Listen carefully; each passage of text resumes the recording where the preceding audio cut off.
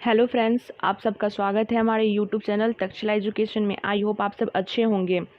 आज हम लोग पढ़ने वाले हैं पूर्व वैदिक काल।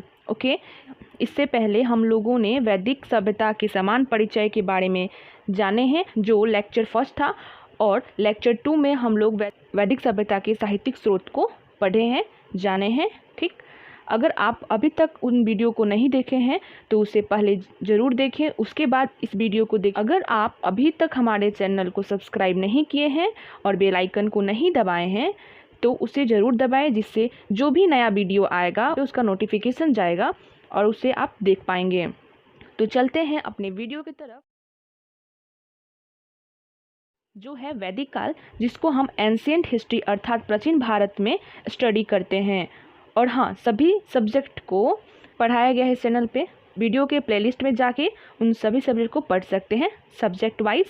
ओके, तो जो भी आपको सब्जेक्ट पढ़ना है वह हमारे चैनल तक्षशिला एजुकेशन से आप पढ़ सकते हैं। ओके, जैसे हमने पुराने वीडियो में पढ़ा था कि सबसे प्राचीन सभ्यता सिंधु सभ्यता थी, जिसे हड़प्पा सभ्यता के नाम से हम जानते हैं। ये हड़प्पा सभ्यता के बाद 200 वर्ष के बाद एक सभ्यता दिखाई पड़ती है, वो है वैदिक सभ्यता। इसे वैदिक सभ्यता इसलिए कहा जाता है क्योंकि इसकी जानकारी वेदों से प्राप्त होता है, और इस वैदिक सभ्यता के अलग अलग रूप देखने को मिला है, जहाँ पुराना रूप है जो थोड़ा व्यवस्थित है और दूसरा थोड़ा आधुनिक है। यही कारण है कि इसे दो अलग अलग भागों में बांटकर हम पढ़ रहे हैं, जिसे हम पढ़ेंगे। जो पहला है पूर्व वैदिक काल, इसके बाद जो हमारा लेक्चर आएगा उसमें उत्तर वैदिक काल होगा। अगर काल की दृष्टि से वैदिक काल को हम बांटे तो वैदिक जो काल है वो 1500 ईसा पूर्व से लेकर 600 ईसा पूर्व तक माना जाता है। अगर हम पूर्व वैदिक काल को बांटे तो 1500 ईसा पूर्व से लेकर 1000 ईसा पूर्व तक, और उत्तर वैदिक काल 1000 से लेकर 600 ईसा पूर्व तक माना जाता है। इस वीडियो में हम पूर्व वैदिक काल पढ़ेंगे, जो 1500 बीसी से लेके 1000 बीसी के बीच तक माना जाता है। किसी भी सभ्यता को अगर हम पढ़ते हैं तो उसमें 4 जीवन का क्षेत्र होता है, इस प्रकार से: राजनीतिक जीवन, दूसरा सामाजिक जीवन, तीसरा आर्थिक जीवन तथा चौथा धार्मिक जीवन। अगर आप चारों को अच्छे से समझ लेते हैं, पढ़ लेते हैं, तो इस सभ्यता या फिर किसी भी सभ्यता को आप अच्छे से समझ पाएंगे। ओके, तो चलिए अब स्टार्टिंग करते हैं पूर्व वैदिक काल को, और कोशिश करेंगे कि ये याद हो जाए इसी वीडियो में, जिससे इसे कोई भी एग्ज़ाम हो या जब भी आप इससे संबंधित जो ऑब्जेक्टिव क्वेश्चन लगाएंगे, जब आपका एग्ज़ाम होगा तो इससे संबंधित कोई भी क्वेश्चन छूटना नहीं चाहिए। तो इस प्रकार से आप पढ़िए। तो सबसे पहले चलते हैं इसके राजनीतिक जीवन की ओर। तो जो पूर्व वैदिक काल है, इसका राजनीतिक जीवन कैसा रहा होगा, इसको हम देखते हैं। जैसे कि हम जानते हैं कि प्राचीन भारतीय इतिहास में राजतंत्र और ना ही लोकतंत्र स्थापित हो पाया था, जैसे कि वर्तमान में आप देखने को आपको मिलता है। इस प्रकार से बिल्कुल भी नहीं था।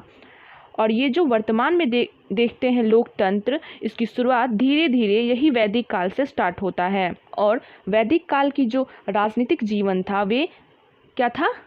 कबीलाई जीवन था। अगर राजनीतिक जीवन का जो कबीलाई जीवन था ये बड़ा होता था तो जन कहते थे। जब पूर्व वैदिक काल में कबीला बड़ा हो जाता था तो उसे हम जन कहते थे। ठीक, उस कबीलाई क्षेत्र में जो लोग रहते थे उन लोगों को एक प्रशासन की जरूरत होती थी, और उसी प्रशासन को संचालन के लिए राजनीतिक जीवन को हमें पढ़ना है कि इनकी राजनीतिक जीवन कैसे चली होगी, इसमें कैसा प्रशासन होगा। ठीक, तो कबीलाई जीवन को जन कहकर संबोधित किया जाता था, और जन की देख रेख करने के लिए जो सबसे बड़ा अधिकारी होता था उसे हम राजन कहते थे, अर्थात राजा कहा जाता था उसको। और ये जो राजा था इसको सीमित अधिकार दिया गया था, मतलब चंद्रगुप्त मौर्य जैसा राजा नहीं था, ये सिर्फ एक नाम का राजा था। ठीक, जिसको पूर्व वैदिक काल को चलाने के लिए दिया गया था। ये जो राजन थे, जो राजा थे पूर्व वैदिक काल के, इनके पास ना ही सैनिक था और ना ही ये टैक्स वसूली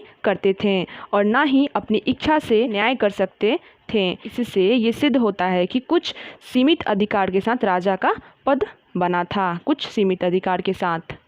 और ये जो नेक्स्ट पॉइंट है, राजा की सहायता के लिए समिति, सभा और विदय और गण बनाए गए थे।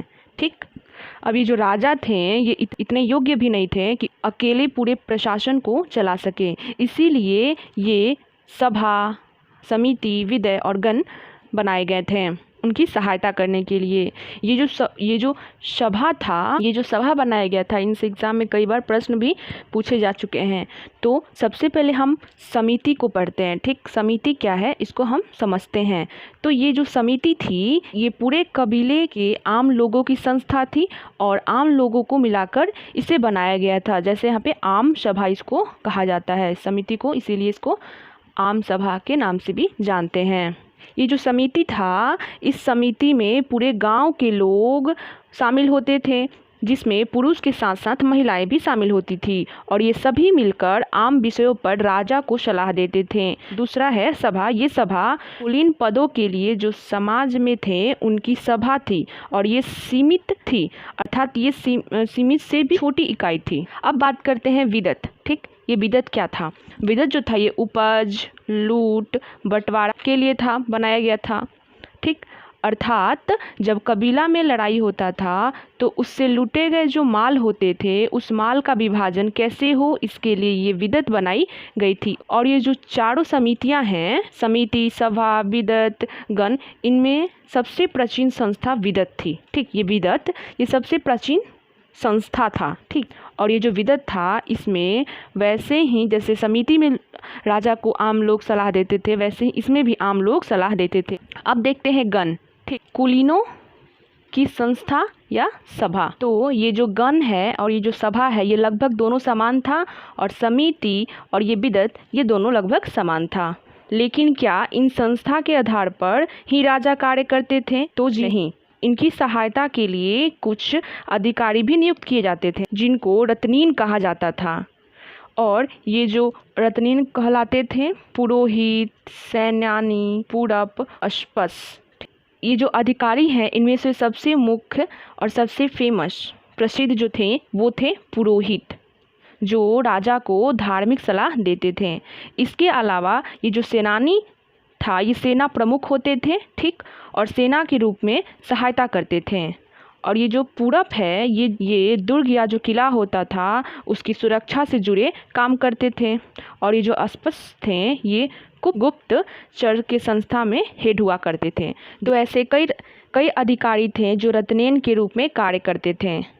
इसमें सेना कैसी थी? पूर्व वैदिक काल जो था उसका जो राजनीतिक जीवन था उसमें जो सेना थे वो नियमित नहीं थे। क्यों? क्योंकि उस समय राजा के पास इतना धन नहीं हुआ करता था कि वो सेना को नियमित रखें, क्योंकि सेना अगर नियमित रहेगी तो क्या होगा, उनको पेमेंट देना पड़ता था। इसीलिए पूर्व वैदिक काल के समय सेना नियमित नहीं थी।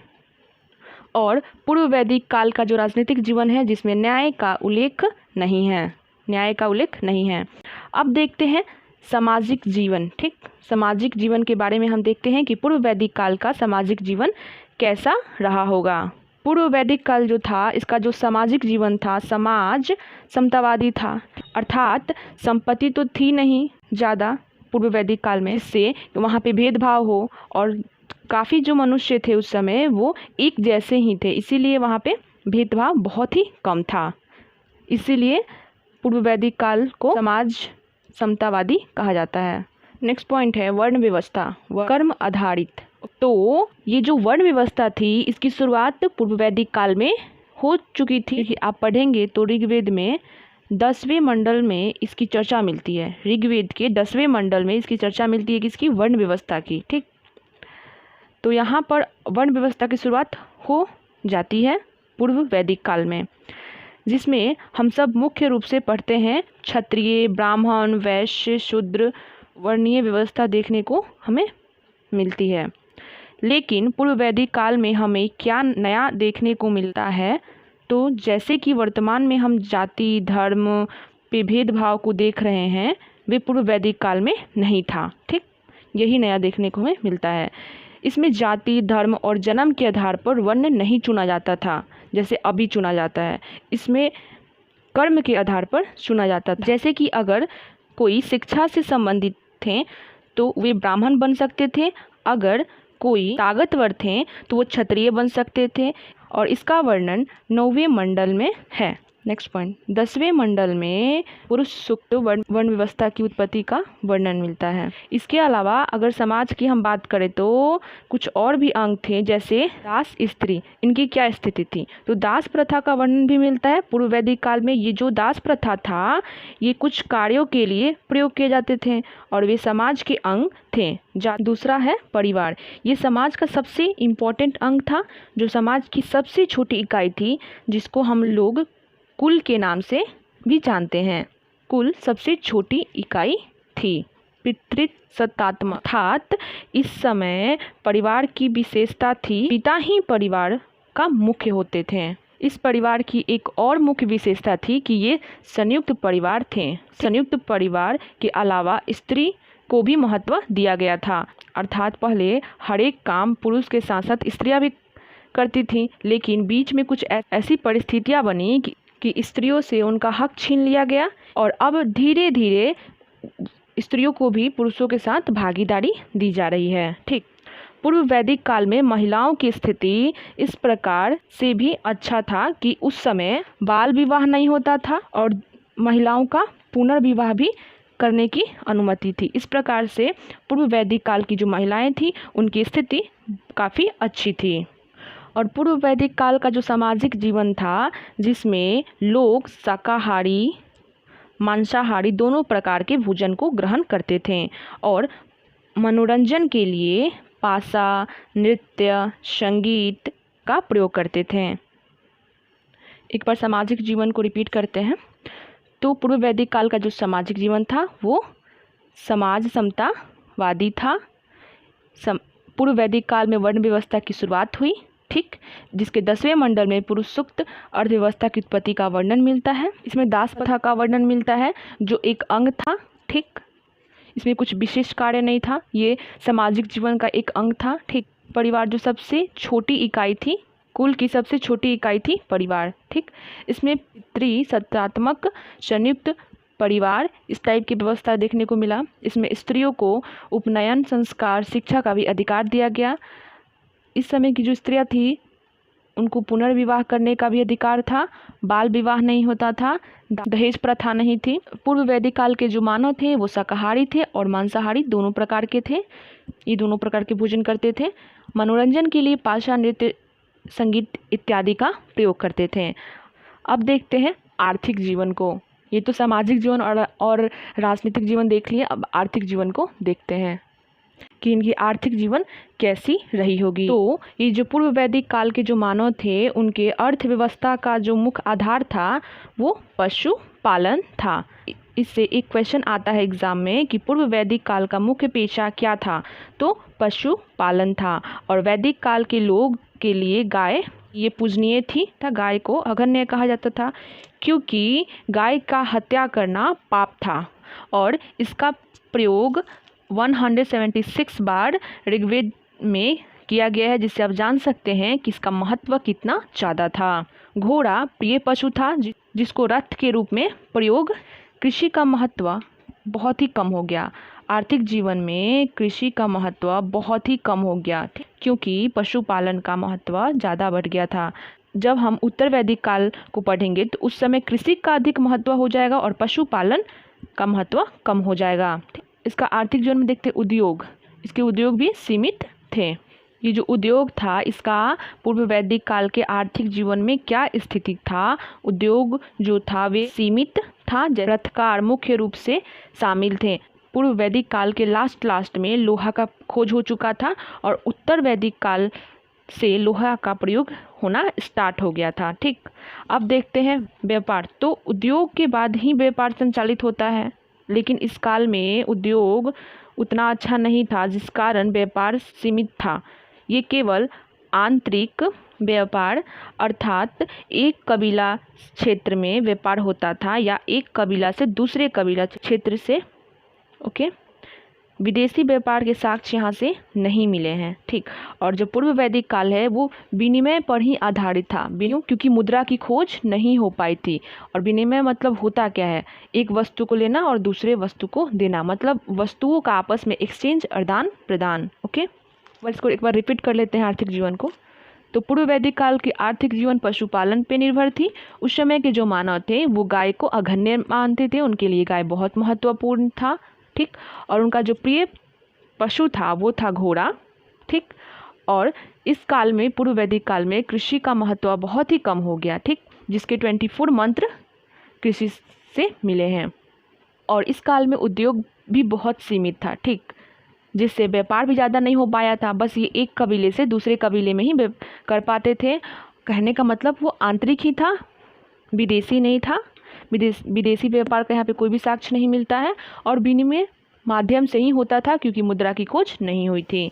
अब हम पूर्व वैदिक काल के धार्मिक जीवन को समझते हैं कि उस समय के मानव कैसे धार्मिक जीवन जीते थे। पूर्व वैदिक काल के जो मानव थे ये प्राकृतिक पूजक थे। ये ऐसे देवताओं की पूजा करते थे जिनका संबंध प्राकृतिक से था, और साथ ही साथ ये बहुदेववादी भी थे। मतलब एक देवता नहीं, बहुत सारे देवताओं की पूजा करते थे। और देवी देवताओं के कुछ ऐसे नाम जो पूर्व वैदिक काल में वर्णित हैं, जो यहाँ पे श्रेणी में बांट दिया गया है, 3 श्रेणियों में बांट दिया गया है, ठीक।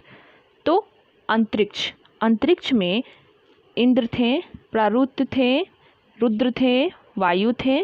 पृथ्वी के देवता के नाम से जाने जाते हैं अग्नि, पृथ्वी, सोम, बृहस्पति। और आकाश के देवता के नाम से जाने जाते हैं सूर्य, वरुण, सविता, विष्णु। ओके, याद रखिएगा इसको। आकाश से सूर्य, वरुण, सविता, विष्णु। पृथ्वी अग्नि, पृथ्वी, सोम, बृहस्पति। अंतरिक्ष में इंद्र, प्रारुत, रुद्र, वायु। अब बात करते हैं कि इनमें से सबसे प्रमुख देवता कौन थे, और इन देवताओं को आप अच्छे से याद रखिएगा क्योंकि इससे एग्जाम में क्वेश्चन पूछे जाते हैं और पूछे भी गए हैं। तो सबसे प्रमुख देवता थे इंद्र, ठीक, जिनको पुरंदर के नाम से जाना जाता है। सबसे प्रमुख देवता थे, अर्थात किला तोड़ने वाले। इंद्र देवता में के संबंध में ऋग्वेद में जो इंद्र देवता है ये, इनके संबंध में ऋग्वेद में 250 श्लोक देखने को मिलता है। और पूर्व वैदिक काल के महत्वपूर्ण देवता इंद्र ही माने जाते हैं। और इससे क्वेश्चन पूछा जाता है हर एक एग्जाम में कि पूर्व वैदिक काल के सबसे महत्वपूर्ण देवता कौन है, तो इंद्र। और पुरंदर की संधि किसको दी गई है, तो इंद्र देवता को ही पुरंदर कहा जाता है, ठीक। अग्नि ये दूसरे देवता हैं प्रमुख। इनको मध्यस्थ देवता के नाम से जाना जाता है। ये इनके 200 श्लोक हैं। अग्नि को भगवान और इंसान के बीच के देवता के रूप में जाना जाता था, और कहा जाता था कि अग्नि को कुछ भी समर्पित करो वे देवताओं के पास पहुंचा देते थे, तो इसलिए इन्हें मध्यस्थ देवता कहा जाता था। वरुण देवता वर्षा के देवता के नाम से जाने जाते हैं। सविता ये चमकते सूर्य की देवी थी जिनको गायत्री मंत्र समर्पित है, ओके। जबकि मित्र को उगते सूर्य के रूप में जाना जाता है। शिवन चिकित्सा देवता के रूप से संबंधित है। पुष्ण औषधि के देवता से संबंधित है। सोम वनस्पति के देवता से संबंधित है। अगर आपको हमारा वीडियो अच्छा लगा है तो वीडियो को लाइक करें, शेयर करें एंड सब्सक्राइब करें। मिलते हैं नई वीडियो में। स्वस्थ रहें, खुश रहें। जो हमारा वीडियो होगा वो होगा उत्तर वैदिक काल।